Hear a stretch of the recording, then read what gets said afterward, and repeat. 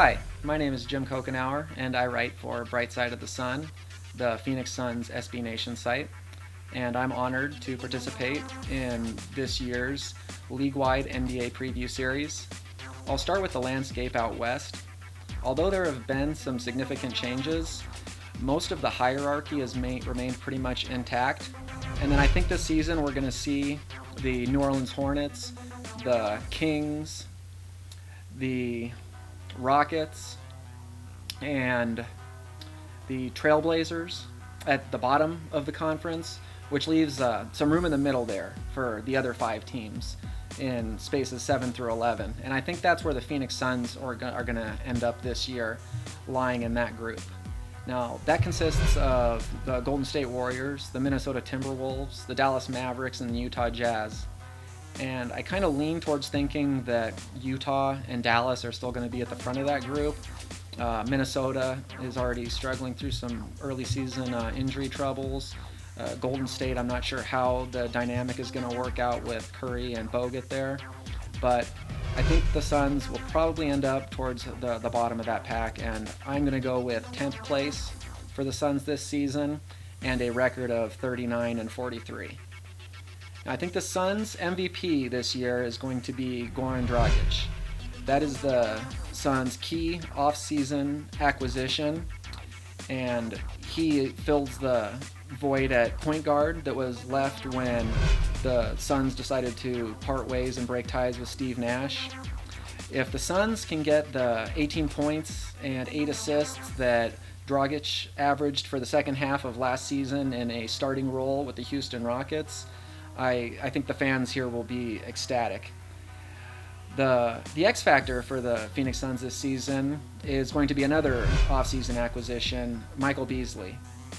Now, the other four starters on the Phoenix Suns are pretty proven commodities.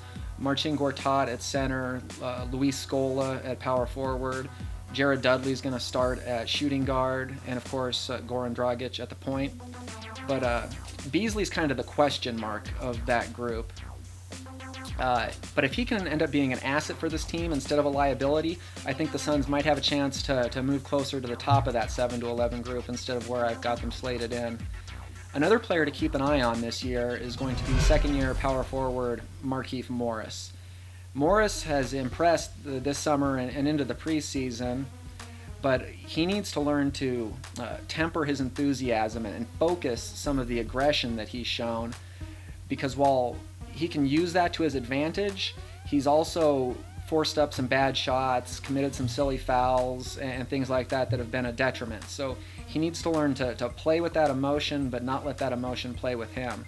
And if he can progress with that as this sophomore season goes on for him, I think he might end up being the Suns' best player off the bench this year. Now, in terms of pitfalls for the Suns, the same player that's the X factor might be the biggest pitfall, and that's Michael Beasley. If Goran Dragic has the keys to the car, then Michael Beasley's riding shotgun. And to this point in his career, he hasn't shown that on a consistent basis he can be the second or third best player on a team that competes for the playoffs. So once again, the question mark there, that's going to have a big impact on where the Suns end up at the end of this season. Another obstacle that the Suns have to face is that they've gone through a lot of attrition, a lot of turnover in the offseason. They're only going to have 5 players on opening night that were on the team last season.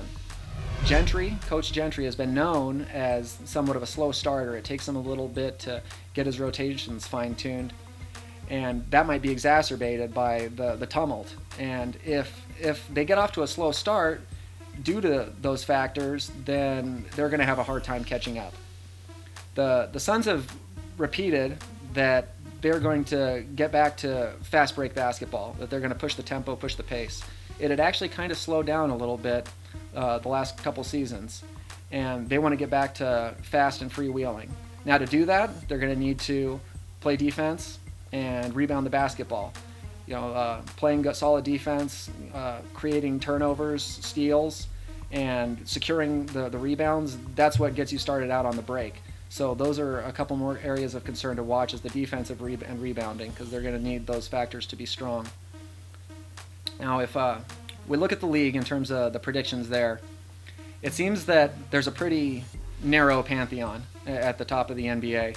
I really have a hard time seeing anybody besides the Lakers, the Thunder, and the Heat that can legitimately contend for an NBA title this season. So I hope that's not the case, and the other 27 teams aren't just playing for participation ribbons. But I know I'm going to get the chagrin of some Suns fans with this, but I think that the Lakers will beat the Thunder in the Western Conference Finals, and I have the Lakers beating the Miami Heat in the NBA Finals. I just think that they're going to find a way to put that together. The talent they have on the roster, I think they have 4 of the top 20 players in the game on that team, and as long as they can stay healthy, I think they're going to be really tough come playoff time. So, for the Suns, my final thing is the things to watch for me, the way I could gauge the season is how does Michael Beasley play, how does Markieff Morris play? If I know how those two are going to play, that's going to tell me a lot about the Suns season. I know the dependable people and some of the other players on the bench are kind of interchangeable, but they need a step up from those two players if they want to make the season a success. Thank you.